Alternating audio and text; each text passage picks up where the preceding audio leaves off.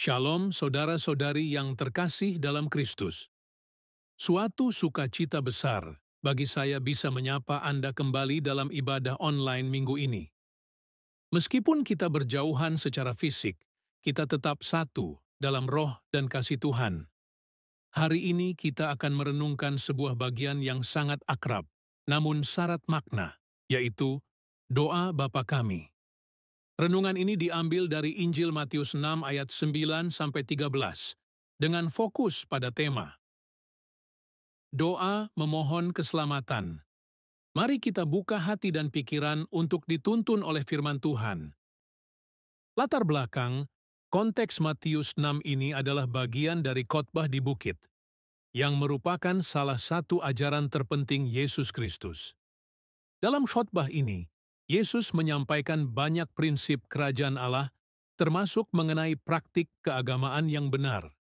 Sebelum mengajarkan doa Bapa Kami, Yesus mengkritik cara orang Farisi berdoa yang dilakukan di depan umum agar dilihat orang. Ia menekankan bahwa doa yang sejati adalah doa yang dilakukan dengan kerendahan hati dan ketulusan. Doa Bapa Kami diberikan bukan sebagai mantra yang harus diulang-ulang tanpa pemahaman, melainkan sebagai sebuah pola doa yang mengajarkan prioritas dan isi hati yang benar dalam berdoa. Ini adalah doa yang diajarkan oleh Tuhan Yesus sendiri, Sang Juru Selamat kita, kepada para murid-Nya sebagai pedoman bagaimana seharusnya mereka berdoa. Tafsiran ayat 9, Yesus memulai doa dengan ajakan, "Karena itu berdoalah demikian, Bapa kami yang di surga, dikuduskanlah namamu." Artinya, dalam ayat ini, Yesus mengajarkan bahwa doa bukanlah sekadar permohonan, tapi hubungan yang intim dengan Allah sebagai Bapa. Penyebutan Bapa kami menunjukkan bahwa kita bukan hanya pribadi yang berdoa, melainkan bagian dari komunitas umat Allah. Kalimat "dikuduskanlah namamu" merupakan seruan agar nama Allah dihormati dan dimuliakan dalam hidup kita sehari-hari. Ini bukan hanya pengakuan atas kekudusannya, tetapi juga komitmen kita untuk hidup mencerminkan karakternya. Maka, ayat ini mengarahkan hati kita untuk mulai doa dengan sikap hormat, kasih, dan kerinduan untuk hidup dalam kesatuan dengan Tuhan yang kudus. Tafsiran ayat 10. Datanglah kerajaan-Mu, jadilah kehendak-Mu di bumi seperti di surga. Ayat ini adalah seruan yang penuh kerinduan agar Allah memerintah sepenuhnya dalam hidup kita. Kata kerajaan-Mu berbicara tentang pemerintahan Allah yang penuh kasih, kebenaran, dan damai sejahtera. Ketika kita memohon agar kehendak-Nya jadi di bumi, kita sedang menyatakan kesediaan untuk tunduk kepada rencananya, meski itu kadang bertentangan dengan kehendak pribadi kita. Doa ini bukan hanya tentang masa depan eskatologis, tetapi juga tentang bagaimana setiap aspek hidup kita, baik di keluarga, pekerjaan, dan pelayanan yang dipenuhi dengan nilai-nilai surgawi. Ini adalah komitmen untuk membawa surga ke bumi melalui sikap, tindakan, dan keputusan yang selaras dengan kehendak Tuhan. Tafsiran ayat 11. Berikanlah kami pada hari ini makanan kami yang secukupnya. Ayat ini menggambarkan kebergantungan total manusia kepada Tuhan sebagai sumber kehidupan. Makanan yang dimaksud bukan hanya roti secara fisik, tapi juga mencakup semua kebutuhan harian yang menopang tubuh, jiwa, dan roh. Dalam budaya agraris zaman Yesus, permintaan ini sangat relevan karena banyak orang hidup dari hasil panen harian. Bagi kita sekarang, ini adalah doa yang menumbuhkan rasa syukur dan kerendahan hati, serta mengingatkan bahwa hidup bukan soal penimbunan, tapi kepercayaan kepada penyediaan Allah setiap hari. Doa ini mengajarkan kita untuk hidup sederhana dan berserah, menyadari bahwa setiap berkat harian adalah bukti kasih dan penyertaan Tuhan. Tafsiran ayat 12.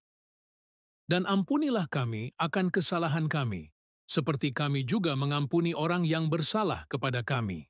Ayat ini mengungkapkan betapa sentralnya pengampunan dalam kehidupan orang percaya. Kita diajak untuk secara aktif menyadari kelemahan dan dosa pribadi, lalu memohon belas kasih Allah. Namun, Yesus menambahkan syarat yang sangat menantang, yaitu seperti kita juga mengampuni orang lain. Ini artinya keselamatan yang kita terima bukanlah sekadar hak pribadi, tetapi berbuah dalam sikap memaafkan yang tulus. Pengampunan bukan hanya memulihkan hubungan dengan Tuhan, tetapi juga menyembuhkan luka dalam hubungan antar sesama. Dalam doa ini, kita melihat bahwa keselamatan dan damai tidak mungkin hadir jika hati kita masih menyimpan dendam. Maka, mengampuni adalah tindakan spiritual yang mendekatkan kita pada kasih Tuhan. Tafsiran ayat 13. Dan janganlah membawa kami ke dalam pencobaan, tetapi lepaskanlah kami daripada yang jahat.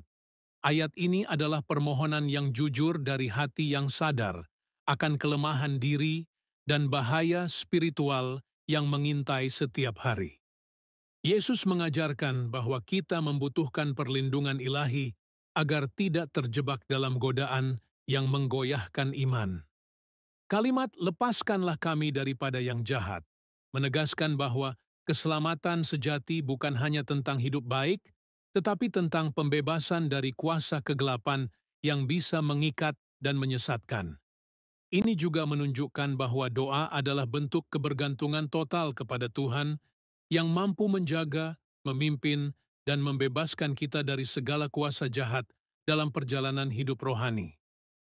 Refleksi dan penutup.